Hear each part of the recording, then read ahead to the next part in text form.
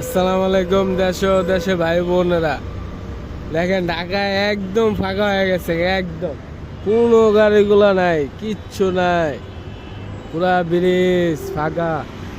এরকম একটা ব্যস্ত সড়কে যদি আগে কালকে রে জ্যাম, গাড়ি লড়ে না, আর আজকে কোনো গাড়ি নেই, কোনো গাড়ি নেই রাস্তায়, কোনো গাড়ি নেই।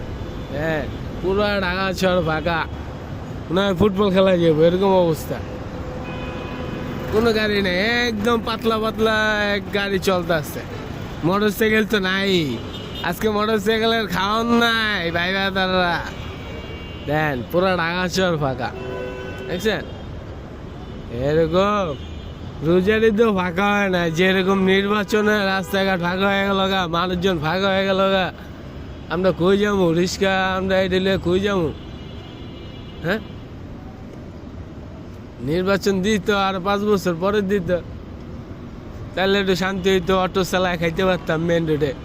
এখন তো সরকার এলে তো অটো বন্ধ হয়ে দিব না, ক্যামে খামো না, মেন রোড রাজত্ব করে আমরা অটোওয়ালারা। দেখ কোনো গাড়ি নাই, সব কোনো গাড়ি নেই, ঢাকা শহর পুরো ফাঁকা।